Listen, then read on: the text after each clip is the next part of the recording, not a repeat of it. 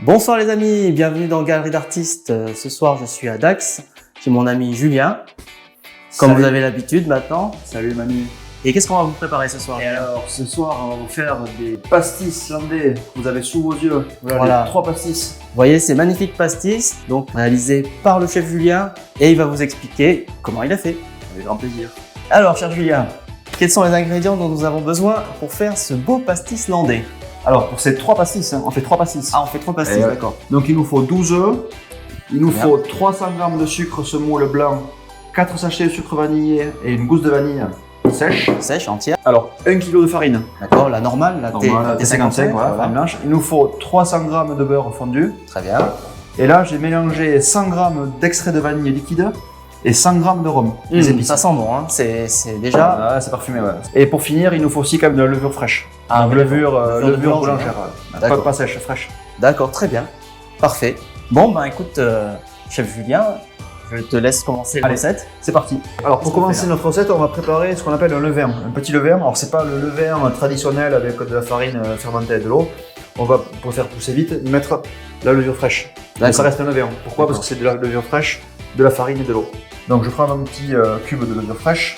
Ça vous en trouvez partout, il y en a dans votre place ou chez votre boulanger préféré. Donc ça ressemble un petit peu à, je sais pas, du fromage ou que tu connais. Oui, je connais. vois. Ouais, tout à Donc fait. ça on l'émiette, voilà, grossièrement. D'accord. Voilà. Ensuite, on y met un petit peu de farine. Donc sur le kilo de farine, j'en mets à peu près allez, 100 grammes. À peu près. D'accord. Voilà. Ok. Ensuite, je mets de l'eau tiède, D'accord. à peu près 100 grammes aussi. D'accord. Donc de l'eau tiède, on met. Eau tiède Très bien. pour que ça monte plus vite. Voilà. Et là, je mélange. Là, on mélange à la main. À la main ou comme vous voulez, ou si vous préférez avec Voilà. une cuillère. Moi j'aime bien Ouais. sentir les aliments. Ah, c'est vrai que Ah, c'est avec les enfants, c'est rigolo de Oh, mélanger à la main. Ça presque un côté sensuel. Alors voilà. Donc là, c'est les levures voilà, qui donc, vont faire gonfler. La levure, on va faire monter. On va faire monter ce levain. Alors, on laisse reposer à peu près, allez, 20 minutes. Tu vois que ça D'accord. monte un petit peu. Ok. Et ensuite, on incorporera la préparation. Ça va devenir quoi? Un pâton? Ça va, non, ça va rester un peu liquide. Ça reste un peu Ça va, liquide, ça va d'accord. monter un peu. Ça va monter un petit peu. Ça fera pousser la pâte. D'accord. Alors après, tu peux le faire plus, peu importe, tu peux le faire plus ou moins épais. Hein. Voilà, il y en a qui aiment bien l'avoir épais, solide, d'autres plus liquide. Moi, j'aime bien quand il est liquide. Donc, tu vois, j'ai D'accord. mis quand même pas mal d'eau. Ouais. Si on voit la caméra, bien. Et on laisse poser 10 minutes. Allez, on y va. On laisse reposer 20 minutes. Hop. Allez. Alors, les œufs. Alors, D'accord. on va mettre 6 œufs entiers. Très bien. Voilà, 6 œufs entiers. Et les 6 autres, on va les séparer. On va séparer les blancs des jaunes. Alors, donc je vais casser 6 œufs dans mon plat où je vais battre la pâte. Donc 1, D'accord. 2, 2.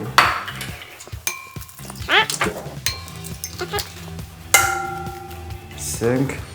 Ça sonne, hein? C'est Ouais, c'est des cloches. Ouais. les cloches landaises. 6 œufs, voilà, 6 œufs entiers. Et après, voilà, donc je sépare mes blancs Ah, tu des veux- jaunes. Donc tu Donc gardes je le mets, blanc. je mets le blanc plutôt ici. Donc le blanc Ah oui, pour qu'on faire met de côté, qu'on fera monter après. D'accord. Très bien. Voilà. Et tu gardes le jaune.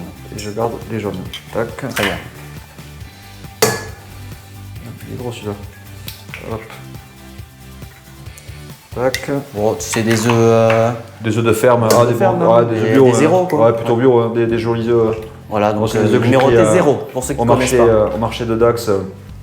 Voilà, je suis ma petite marchande d'œufs. Des bons œufs bio. Tant qu'à faire, c'est mieux. Ou de donnera ferme. un Des œufs fermiers, on va dire. Des œufs Plus de ferme. jolie couleur, quoi, à la fin. Des œufs, voilà, bien jaunes. Tac.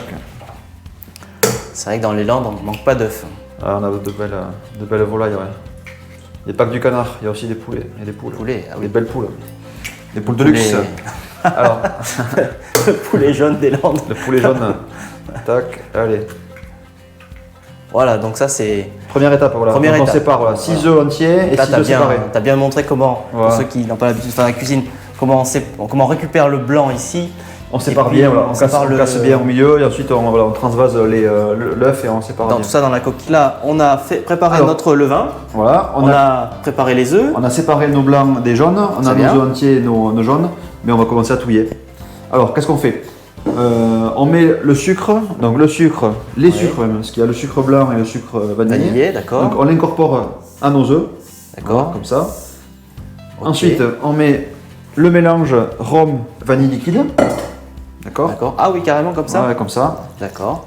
Voilà. Et là, on y va avec les doigts. Et on fait une belle, un beau mélange. Alors là, c'est un peu, voilà, c'est très liquide, hein, c'est normal.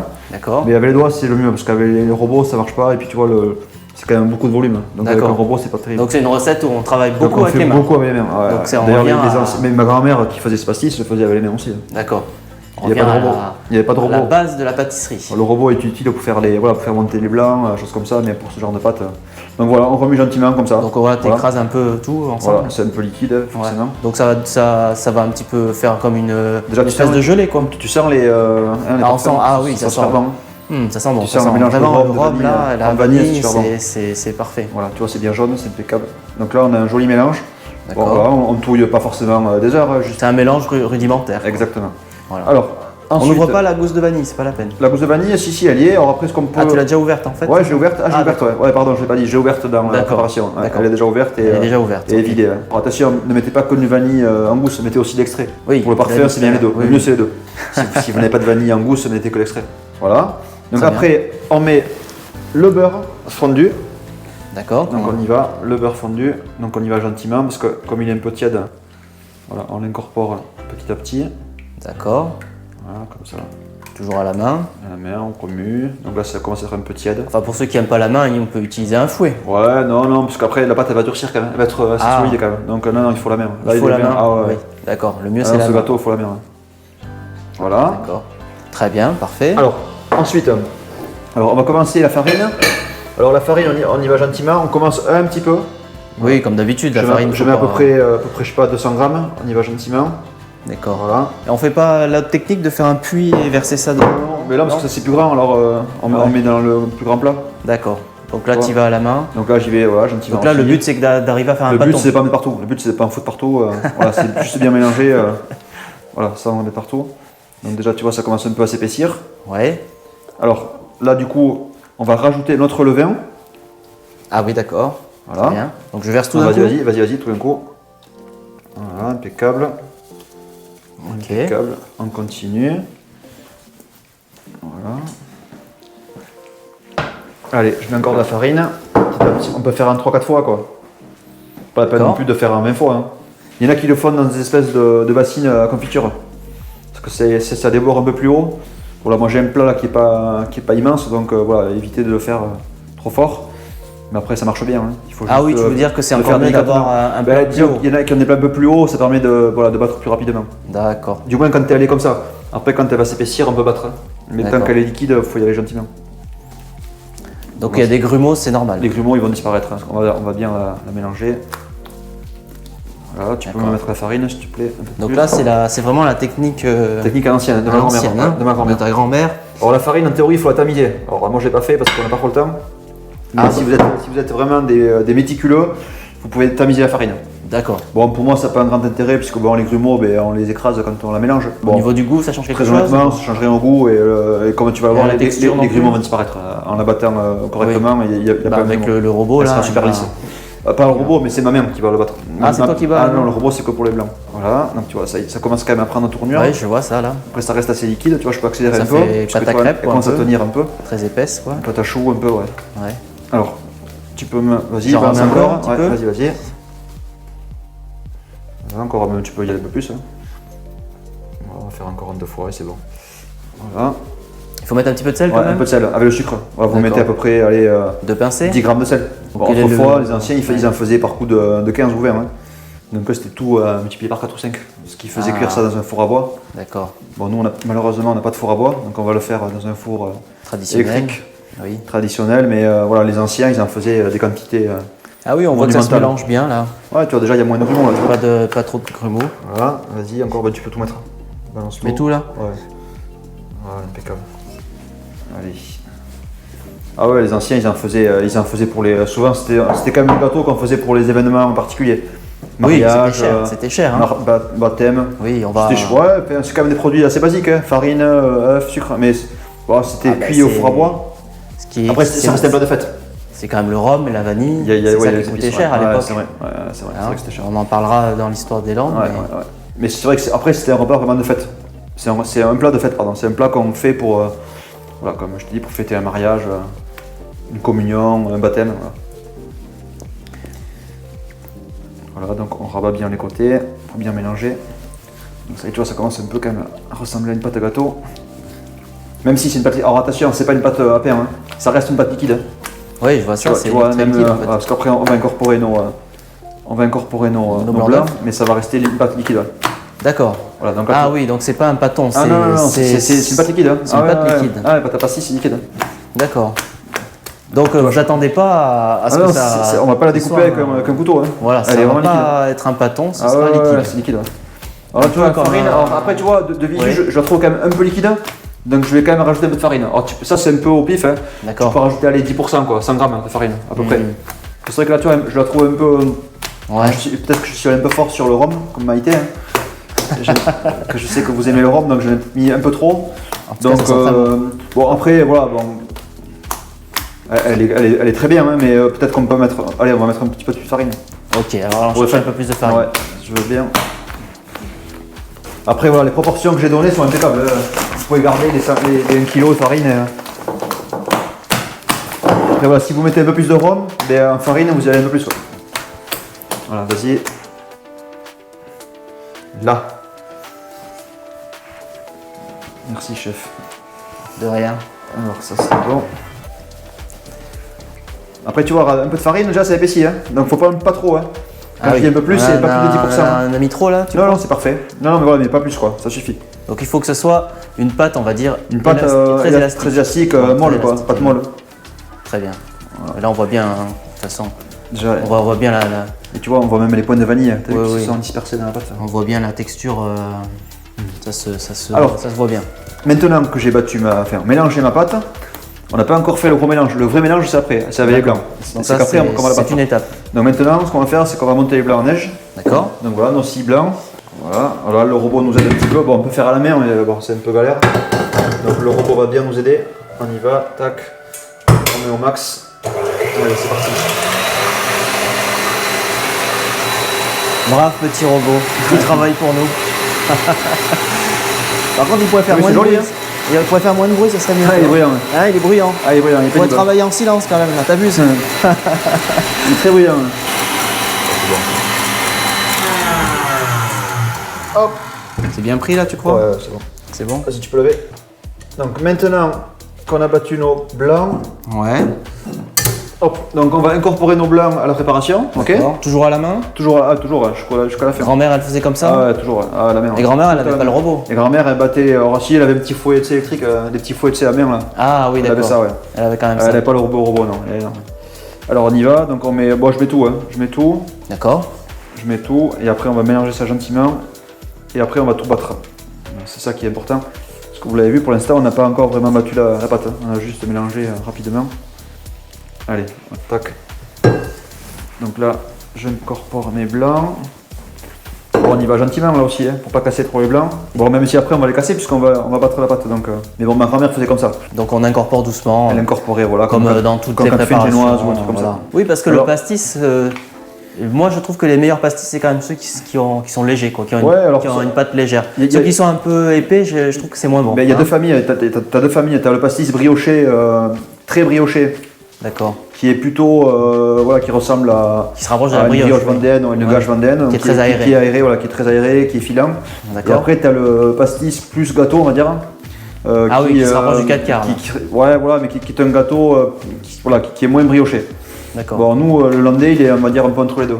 Moi, je dirais qu'il est plutôt brioché, mais il a quand même une espèce de consistance un peu épaisse quand même. Oui. C'est pas une brioche quand même. Oui. Attention.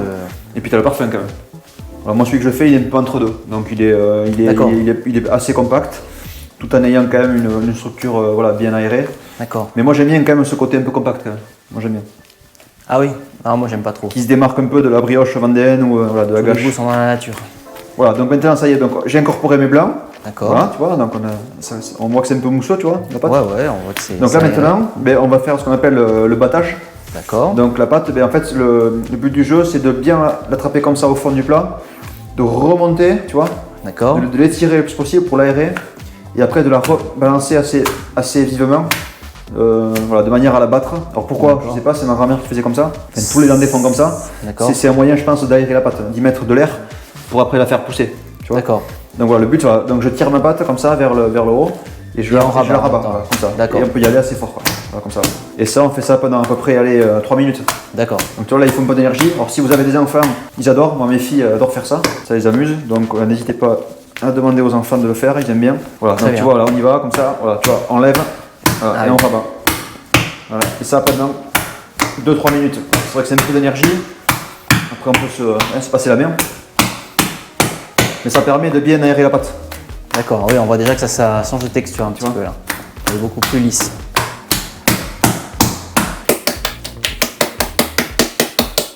C'est du sport, hein. Ah, c'est du sport la cuisine, hein. Voilà, tu vois, on peut y aller, même si le plat n'est pas très haut. Et comme on a une pâte élastique, on arrive quand même à bien étirer sans en mettre partout. Là, on rabat bien les bords pour que tout y passe. Voilà. Ça La pâte, elle prend des claques là. Ah, il faut quand même tenir. Et effectivement, tous les grumeaux ont Tu disparu. vois, pas de grumeaux, tu vois, elle est bien lisse. Voilà. Bon, on est peut-être un peu liquide, tu vois. J'ai envie de mettre un peu de farine. On peut encore en mettre. Je pense que je suis allé un peu fort sur le rhum. Tu peux en mettre un petit peu. Elle est encore 100 grammes. Là, je la trouve un peu trop. Bon, après, ça irait, mais pour moi, elle est un peu coulante. Ouais, merci. De rien.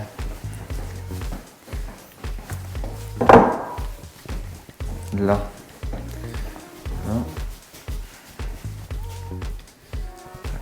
Donc ça, c'est le battage. Hein. C'est donc la farine, je la remélange. Obligatoire. Voilà, comme une pâte à pain, pâte à brioche, pâte à pizza. Il y a quand même un moment de pétrissage qui est indispensable si tu veux avoir une pâte qui prend bien, qui lève bien. Sauf que là, comme elle est liquide, voilà, plutôt que de la faire comme un pain, tu vois, sans l'étirer, là, comme elle est très très liquide, on arrive à faire ce genre d'opération, de geste. Là, c'est bon. Alors, maintenant qu'on a battu la pâte, on va chemiser. Alors, comme on peut, alors c'est pas évident. Alors, il y en a qui beurrent le moule, mais bon, pour moi, c'est pas la peine d'encore mettre du beurre, il y en a assez comme ça. Alors, comme vous voulez, ou bien des moules à Charlotte, ou, tu vois, ou alors si vous avez des moules à gâteau quoi. À gâteau. C'est pas du moule à manquer, mais voilà. À flanc un peu peut-être. Ou à flanc, ouais. Voilà, des moules un peu hauts quand même. Comme ça va monter. Pas des moules bas. Des moules plutôt hauts. Ouais, c'est bon. C'est bon, ça suffit comme ça. 3 comme ça. Ouais. Alors on fait un. Je vais montrer pour rien. L'idée, voilà, c'est quoi. En fait, on prend toujours avec les mains, on continue. Ouais. Voilà, et on y va avec les doigts. Hein. On s'embête pas. Allez. Alors vas-y. On y va. On presse un peu sur la main pour ça retenir parte, la pâte, oui. Pour que ça sorte. Et voilà. Ah oui, là c'est vrai que pour les enfants c'est super. Ouais, c'est génial. C'est vraiment une recette où on utilise ses mains. Je vous dis pas le parfait, hein. Là vous l'avez pas. Ah, ça sent bon là. Ça sent super bon. À peu près, ouais, après à moitié, parce que ça va quand même bien monter, donc on remplit la moitié. Alors, au niveau des arômes, là on est sur. Alors on est sur rhum vanille. Rhum vanille, mais qu'est-ce qu'on peut faire d'autre? Je pense que le landais c'est vraiment un rhum vanille. Hein. Alors après il y en a qui s'amusent à y rajouter est-ce que ça peut être de la fleur d'oranger, ouais, tu peux du cointreau, de l'orange, tout ce qui est cointreau, fleur d'oranger, Grand Marnier, je sais pas moi, tu peux mettre on peut faire ce qu'on veut. Du whisky. Bon.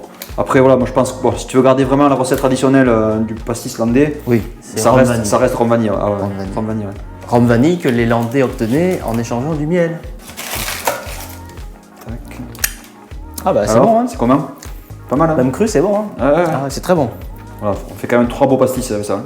Donc oui, 1 kg de farine donne 3 pastis. Après, ouais, 3 beaux pastis. Tu prends pas une maryse là quand même pour la fin? Non, on fait avec les doigts. De pas gâcher? Ouais, on fait avec les doigts. Ah oui, j'ai pas dit lavez-vous les mains. Hein. Le cuisinier se lave toujours les mains. Même si voilà, on est d'accord que ça cuit au four, donc il n'y a pas de souci. Alors donc plus de 60, toutes les bactéries sont. Non, mais je plaisante, mettez bien sûr sont foutus. Les ongles coupés et les mains bien brossées. Quoi. Oui, bon. Surtout celles des enfants. Ils ont bon dos les enfants. Hein. Toujours les enfants. Hein. Toujours les enfants. Jamais nous. Hein. Nous on est nickel, hein. Mais les enfants. On a fini. Ouais. Donc ça y est, on a rempli nos moules. Donc repos, comptez à peu près à 1 heure. 1 heure de repos. Ah, on laisse comme ça à température ambiante. On couvre, on met après. Alors si vous avez une pièce chaude, c'est mieux. Si vous avez genre une pièce où il y a une chaufferie ou un poêle à bois, c'est pas. Bon, là il fait bon, on n'est pas encore en hiver, donc vous mettez dans la cuisine 1 heure. 1 heure, d'accord. Et en été? Et en été, tu peux laisser qu'une demi-heure, comme il fait plus chaud. D'accord. Ok, très bien. Ce gâteau, franchement, se mange très bien au petit déjeuner. Ah ouais, c'est grillé avec du beurre dessus, c'est délicieux. Voilà, même ou en dessert avec une crème anglaise. Ouais, voilà. Typiquement, les Landais le servaient avec une crème anglaise. Ouais. Ah, on le verra tout à l'heure, ça va monter. Ça devrait monter un petit peu. Après, si on est pressé, voilà, ça va moins monter, mais ça montera au four, ça montera en cuisson. Et après, on enfournera. Est-ce qu'il y a un risque que ça déborde? Ah ouais, ça peut même soulever le plafond. Non, ça débordera pas. Ça débordera pas. Non. D'accord. Parce que la brioche, faire attention. La brioche peut déborder. Ça peut déborder. Ouais, même ici là. Ouais, ah oui, Là, c'est... c'est souvent là qu'elle déborde le plus. Alors, oui, et le temps de préchauffer le four. Ouais. Donc on le dira après, mais le four c'est à 150, surtout cuisson basse. Voilà, mettez pas un four à 200 degrés, ça va le cramer complet et il va pas être cuit à l'intérieur. Donc c'est 150 pour pas le cramer. 150 degrés. Ok. Voilà nos pâtons qui ont bien poussé après 1 heure. Donc ça n'a pas doublé, mais ça a pris bien un tiers de volume. Donc on voit que ça bulle un petit peu, donc c'est plutôt bon signe. Ça veut dire que notre levain active et que ça a bien poussé. Alors après à la maison, vous le laissez 3 heures de plus. Là ça va monter vraiment, ça va presque doubler. Bon là ça suffit puisqu'on voit qu'on est quasiment en haut du moule. Alors avant d'enfourner, je vais mettre des petits grains de sucre sur mes pastis. Donc tu mets une poignée. Hein. Donc là on met à peu près une poignée par pastis. Voilà. Ouais, comme on fait une poignée quand même, on peut y aller. Donc là, voilà, ça ressemble à ça. D'accord. Ok. Et du coup, on va pouvoir enfourner. Donc à 150 degrés. D'accord. 150 degrés pendant à peu près 45 minutes. Voilà. Ok, d'accord. Donc là, il y a la place dans un four normal pour traditionnel, électrique, ouais. T'en mets 3 dedans. Et voilà. C'est parti. C'est parti. On n'a plus qu'à attendre. 45 minutes et après, dégustation. Super. 1 heure est passée. Donc en fait, il faut plutôt 1 heure, une bonne heure pour cuire. C'est vrai que 45 c'est pas assez. Alors on va ouvrir le four. Alors on va quand même tester la cuisson en plantant une petite bande de riz à brochette dans le pastis. D'accord. Pour voir si elle ressort sèche. Donc si elle ressort sèche, c'est qu'il est cuit. Okay. Donc on y va, on plante, tac, on sort. Parfait, c'est tout sec. D'accord. Il n'y a pas de liquide. S'il y avait du liquide, c'est qu'il n'est pas cuit, c'est qu'il est cru au milieu. Donc là c'est bon. Là on est bon, nos pastis sont cuits. Donc on les sort. Allez, on les sort. Ah allez, oui, ils sont beaux. Le premier. Magnifique. Hop. Le deuxième. Voilà. Très bien. Et le troisième. Ouais, je suis content, ils sont beaux. Ils sont beaux. Et voilà. Donc voilà nos 3 pastis. Voilà. Magnifique. 3 pastis réalisés, tu as vu à peu près préparation 40 minutes, repos 2 heures, cuisson 1 heure. Donc parfait. Une belle après-midi. On va passer à la dégustation alors. Et écoute, ouais, tu vas me dire ce que t'en penses. Ah oui, avec plaisir. Alors c'est le grand moment. Allez, on y va, on découpe là. On découpe là. Allez, c'est parti. Oh. Ah oui, ça. Alors il est encore un petit peu chaud, donc c'est évident. Voilà, tu vois la cuisson est bien faite. Voilà. On trouve la vanille, t'as vu la vanille au milieu. Et là, donc, on a un gâteau qui fume encore. Donc, on peut le laisser refroidir gentiment. On peut le manger tout de suite avec les morts. Là, les filles vont se jeter dessus. Mais après, tu peux le garder plusieurs jours, il se garde très bien. Il va rassir un peu, donc il va avoir ce petit côté un peu plus sec. Et c'est là que du coup, avec un peu de toasté, un peu grillé, avec un petit peu de beurre dessus. D'accord. Et la confiture, c'est délicieux aussi. Mais en général, on le finit. Oui. Déjà demain, il aura fait. Ok. C'est rare qu'il en reste. Et bien, on va attendre un petit peu et on va déguster.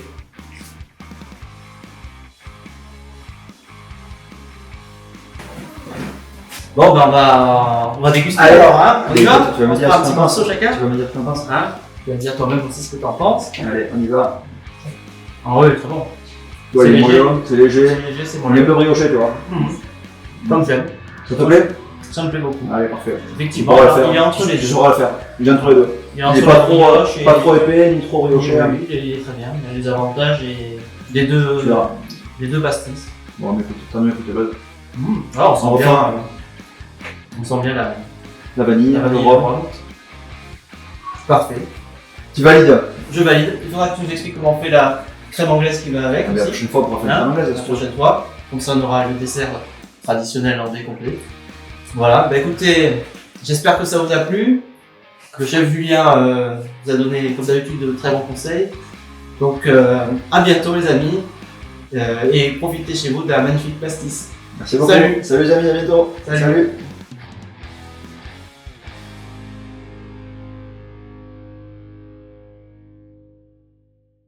Bonsoir à tous, je suis le professeur Chic. Chic alors, le pastis landais est un gâteau traditionnel des Landes de Gascogne et plus généralement du sud-ouest de la France. Il est à base de farine, d'œufs et de beurre. Il est apparu au XVIIe siècle sans que son invention soit clairement définie. C'est un gâteau que les femmes irlandaises préparaient selon leurs propres recettes pour des grandes occasions comme les baptêmes ou les mariages, et toujours en grande quantité. Ces fabrications maison expliquent pourquoi il n'y a pas vraiment de recette officielle, mais plutôt une liste d'ingrédients de base incontournables. Le pastis landais pouvait peser jusqu'à 1 kg et mesurer jusqu'à 30 cm de diamètre. Il était cuit dans un four traditionnel à bois en cuisson lente et douce. Le pastis landais se déguste souvent rassis de 2 à 3 jours, idéalement accompagné d'une crème anglaise. Il fait la joie des grands et des petits pour le petit déjeuner ou le goûter.